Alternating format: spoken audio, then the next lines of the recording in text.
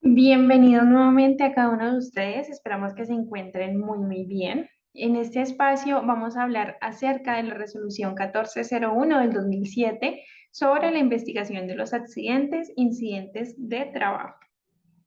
Para empezar esta capacitación es necesario que tengamos unos conceptos bien claros.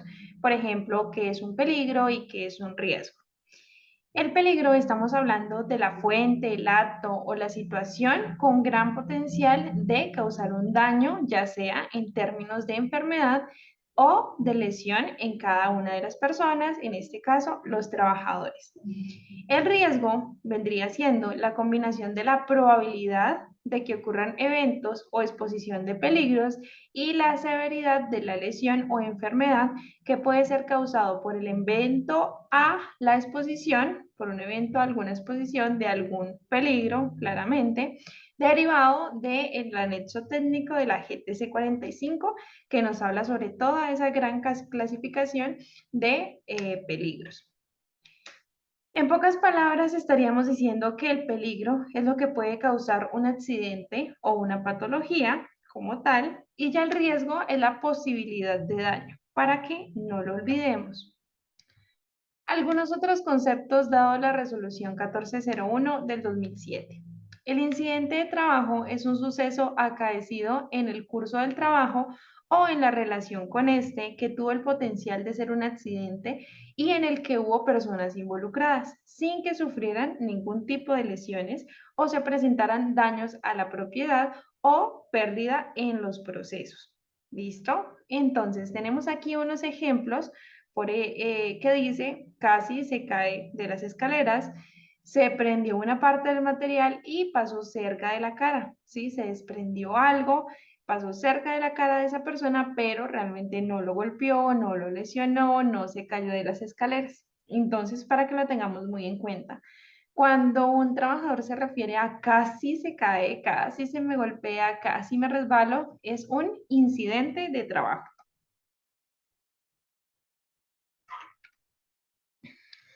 Seguimos nuevamente con más conceptos sobre lo que es un accidente de trabajo.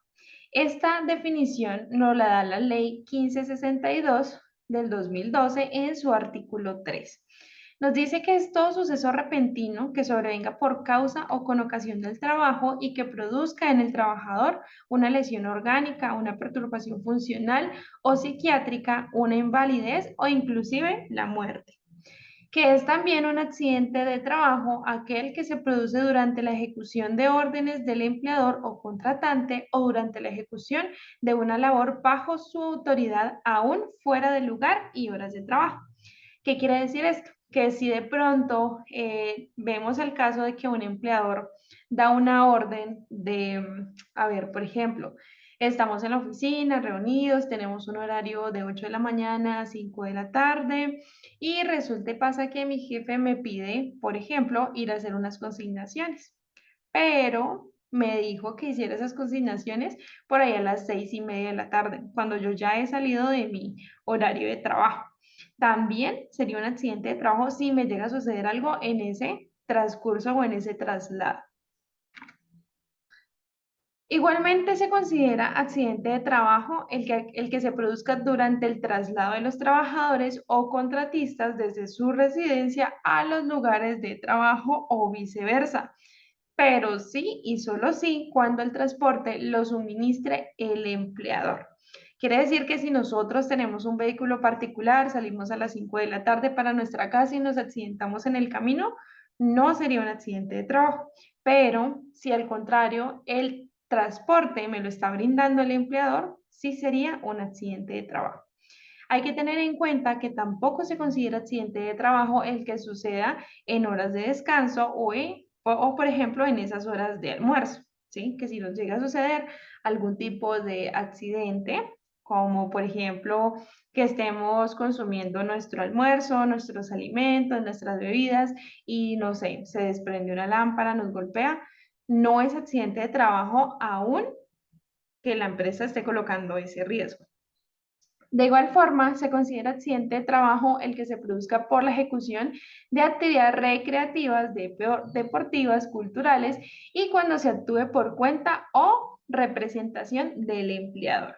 Quiere decir que si como trabajadores, nosotros como compañeros, amigos, decidimos, por ejemplo, armar un partido de fútbol entre todos, irnos un día, un fin de semana, a pasarla bien, chévere, a participar en un evento deportivo, y alguno se accidenta, pues no sería accidente de trabajo. Pero si ese evento está organizado por el empleador, si es una actividad, digamos, cultural o recreativa derivada del trabajo, sí sería un accidente de trabajo. Algunos ejemplos: corte en mano, por ejemplo, cuando manipulaba la herramienta manual; quemadura por una salpicadura de aceite en algún taller o en una cocina; herida en el rostro durante el torneo de fútbol patrocinado por la empresa. Bien. Hay que tener en cuenta también que para considerar un accidente de trabajo, la Corte tiene demasiado presente qué rol está cumpliendo esa persona.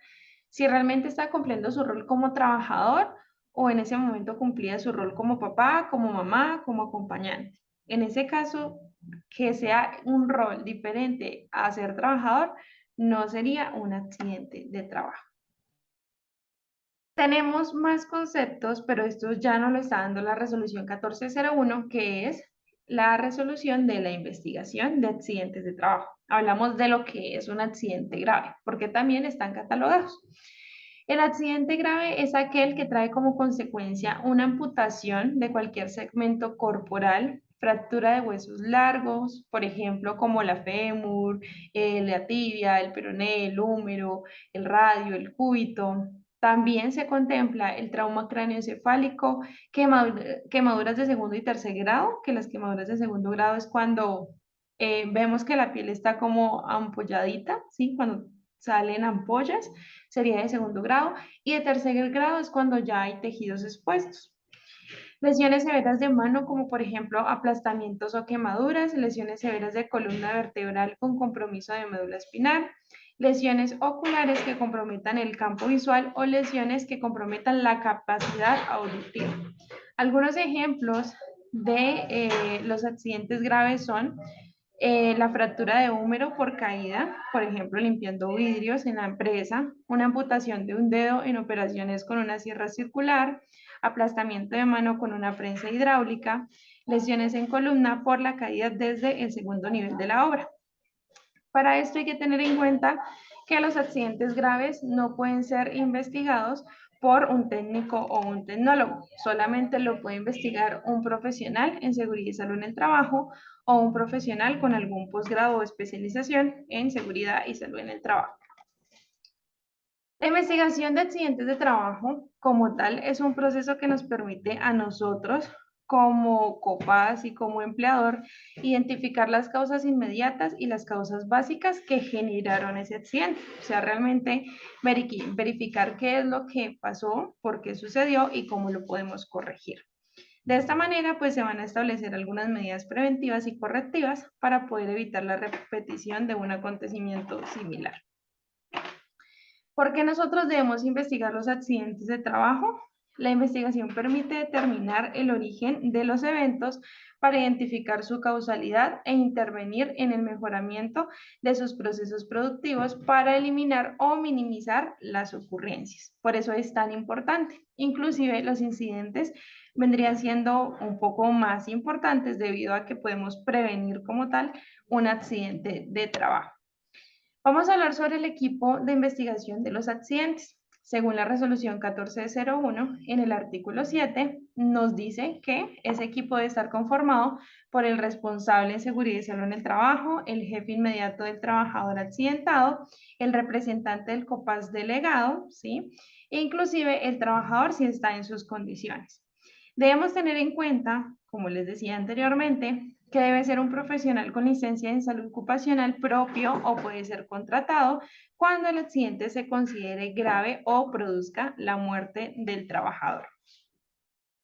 ¿Cuáles van a ser esas funciones de ese equipo investigador? Primero, pues investigar los accidentes e incidentes de trabajo dentro de los 15 días siguientes a la ocurrencia del evento. Si nosotros no cumplimos con esos 15 días de la investigación del accidente, seguramente la ARL haga un reporte al ministerio y tengamos algunas sanciones disciplinarias. Revisar hechos y evidencias y condiciones inseguras, determinar las causas inmediatas básicas, por ejemplo, los factores de trabajo y los factores personales, establecer las medidas correctivas que provengan de la recurrencia de un accidente de trabajo, se elabora un plan de acción, deben coordinar la ejecución y también realizar el seguimiento correspondiente.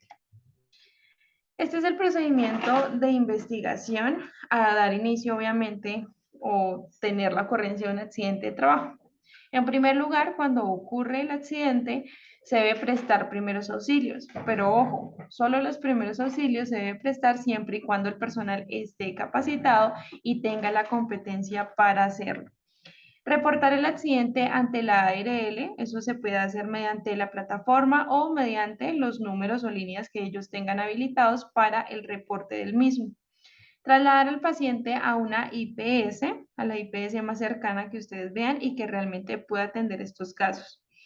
Se debe realizar un trabajo coordinado para poder reaccionar oportunamente al evento. ¿Qué quiere decir esto? Que la misma persona que, por ejemplo, va a reportar el accidente, sería bueno que solo se encargara del reporte, que el chico que preste los primeros auxilios sea solo para prestar el primer auxilio y la persona que ayude a coordinar el traslado de la víctima, pues lo puede hacer de manera efectiva.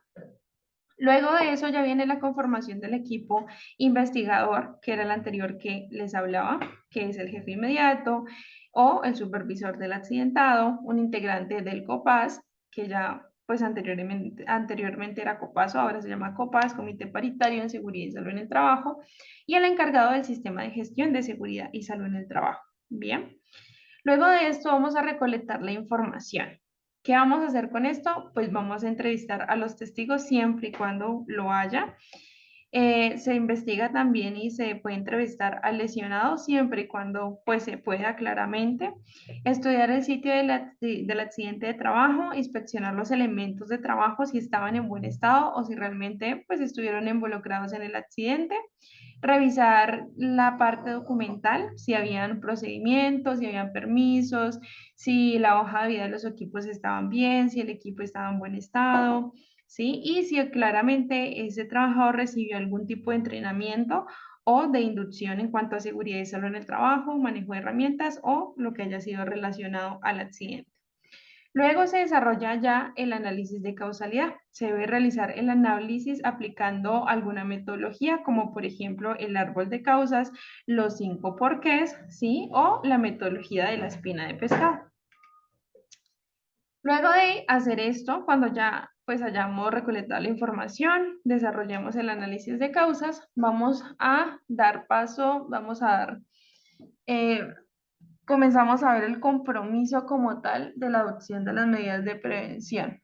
Ahí vamos nosotros a determinar las medidas de intervención en la fuente y el medio del trabajador. Realmente, qué es lo que nosotros podemos hacer para evitar nuevamente los incidentes o los accidentes de trabajo. Realizar el plan de acción y seguimiento de la eficacia de las acciones. Entonces vamos a hacer una descripción clara de la medida de intervención, qué es lo que realmente vamos a hacer, el paso a paso, para poder desarrollar esa medida de intervención y establecer los responsables. Se debe decir, por ejemplo, si va a ser el responsable del sistema, si va a ser el jefe inmediato, si va a ser el gerente, si va a ser, no sé, una junta directiva, quién se va a encargar del desarrollo de esa medida. Luego la fecha proyectada del cumplimiento y la definición del presupuesto, cuánto nos va a costar a nosotros intervenir ese riesgo. Luego se elabora el informe final. Simplemente el informe final es como toda la información desde que nosotros reportamos el accidente hasta que colocamos las medidas de intervención. Luego de todo esto, cuando ya se ha implementado y demás, vamos a hacer un seguimiento. Los seguimientos, pues obviamente es para ver si realmente cumplimos con el objetivo o no, o si realmente pues siguieron sucediendo incidentes o accidentes de trabajo relacionados al mismo evento. Quiero que aquí observen cada uno de ustedes en la imagen algunas condiciones inseguras o actos inseguros. Entonces vamos a dar como un espacio para que cada uno de ustedes lo pueda examinar. Recordemos que los actos inseguros son los que nosotros cometemos como individuos, como trabajadores, que sabemos que está mal, pero aún así lo hacemos. Las condiciones inseguras es todo lo que puede llegar a dar lugar a un accidente de trabajo o un incidente de trabajo, lo que está en el medio de nuestro trabajo, nuestra oficina, donde nosotros nos encontremos laborando. Vamos a ver cuántos actos y condiciones inseguras realmente se han analizado. A conciencia, cada uno de ustedes ya podrá decir si realmente tienen algún tipo de ojo clínico y si lograron realmente observar cada uno de estos actos y condiciones inseguras. Esto es lo que pasa todos los días a diario en un medio de trabajo y que a veces simplemente nosotros lo pasamos por alto y con el tiempo pues van a generar accidentes e incidentes. Vamos a hablar un poco de la metodología, en este caso va a ser el árbol de causas. Ese árbol de causas ya persigue evidenciar las relaciones entre los hechos que han contribuido a la producción del accidente. El árbol se construye partiendo del último suceso, quiere decir el daño o la lesión. Si se amputó un dedito, si solamente se raspó, si sufrió una electrocución, bien. A partir de ese suceso último, ya se comienzan a delimitar los antecedentes inmediatos y se prosigue con la conformación del árbol, remontando sistemáticamente de hecho en hecho, respondiendo siempre la siguiente pregunta: ¿qué tuvo que ocurrir para que este hecho se produjera? Aquí hay un código de gráficos que es importante que lo tengamos en cuenta porque de esta manera pues se debe crear el árbol. Vamos a representar con un círculo el hecho o la variación, con un cuadrado un hecho permanente, o sea, algo que realmente nunca ha cambiado. Un ejemplo sería que nunca hay procedimientos para el trabajo y oficina, o que no tenemos un estudio de puesto de trabajo enfocado a trabajos videoterminales, es algo que nunca ha estado y es un hecho permanente. Y la vinculación, ¿cómo estamos vinculando esos hechos de variación o hecho y el hecho permanente? Aquí algunos tips importantes para que tengamos en cuenta a la hora de hacer una investigación. Se debe recopilar la información y se debe escoger la información sobre unos hechos concretos y objetivos, quiere decir hechos reales, no interpretaciones o juicios de valor. Muchas veces nosotros prácticamente nos ponemos demasiado en los zapatos del accidentado y suponemos cosas que no son tan reales. Cuando lo más posible, lo más pronto que nosotros podamos realizarla, pues mejor, porque de esa manera la información va a estar más fresquita, las personas o los testigos van a recordar un poco más el hecho o los eventos. ¿Quién? Obviamente las personas que van a realizar la investigación y tengan conocimiento de la actividad y la forma habitual de la ejecución. Por eso es importante que de pronto dentro del comité de investigación o el equipo investigador entre alguien específico, digámosle un perito. ¿Cómo? Pues la información debe cubrir los siguientes aspectos. Primero, pues recoger las muestras o las mediciones, tener una información de testigos y un análisis por un técnico o un tecnólogo, alguien experto en ese tema. Este es el árbol de causas, es como está conformado y es como a nosotros nos debería quedar a la hora pues de ejecutar. En la parte superior del árbol, digamos en la copa del árbol, siempre debe ir el problema. Luego del problema, ya vamos a comenzar a desglosar cada una de las causas que realmente llevaron a que sucediera el problema o la lesión. Vamos a hacer un ejemplo con la siguiente actividad, la descripción del accidente. Pepito Pepa se encontraba pintando las paredes del taller, para lo cual debía realizar la actividad a una altura de 2.5 metros.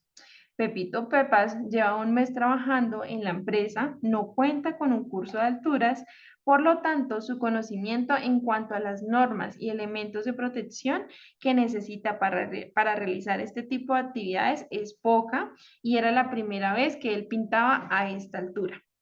Pepito Pepas realizaba la actividad con casco y con guantes de caucho. Por otro lado, el piso del lugar donde se encontraba el trabajador estaba en mal estado y no se realizaron las inspecciones preoperacionales del lugar. Ahora miremos qué datos son tan importantes o relevantes en esta investigación. Aquí hablamos de la actividad, es una actividad de alturas, no tiene ningún tipo de conocimiento, no es una persona entrenada, ¿sí? La protección que le dieron era muy poca, muy básica, realizaba una actividad con algún tipo de protección, pero no era la adecuada. El piso del lugar como tal estaba en mal estado y nunca se realizó una inspección. Miremos entonces cómo vamos a analizar estos casos. Una vez que nosotros hayamos conocido los hechos, solamente vamos a considerar hechos reales. Bien, las lesiones graves, entonces empezamos a hacer las mismas preguntas. ¿Qué fue necesario para que se produjeran las lesiones en el trabajador? La respuesta en este caso de Pepito Pepas es la caída de altura. ¿Y ha sido necesario otro hecho? Nos vamos a preguntar si fue necesario algo más para que él se cayera o para que él se lesionara. Aquí la respuesta es no. Como les decía, en la parte superior del árbol, en la copa del árbol, va a ir la lesión. Aquí son lesiones graves del trabajador. Está relacionado directamente con una caída de alturas. ¿Qué ha sido necesario para la caída de alturas? No uso de elementos y equipos de protección personal. ¿Ha sido necesario otro hecho? El trabajador sobre una superficie en mal estado. ¿Y ha sido necesario otro hecho? Dice que no. Entonces no usó elementos de protección personal y trabajó sobre una superficie en mal estado. Analicemos nosotros entonces qué ha sido necesario para que no usara los elementos de protección. La respuesta es que no disponía de los equipos necesarios. Si ha sido necesario algún otro hecho para que él no usara los equipos de protección, dice que la falta de organización y planeación. ¿Ha sido necesario otro hecho? Ya hablamos de que no. De esta forma se va a ir armando nuestro árbol de causas, por ejemplo, lesión grave, caída de alturas. Aquí está el no uso de elementos. Luego nos volvimos a preguntar qué era necesario y hablamos de que no disponía de los equipos y luego que faltaba organización.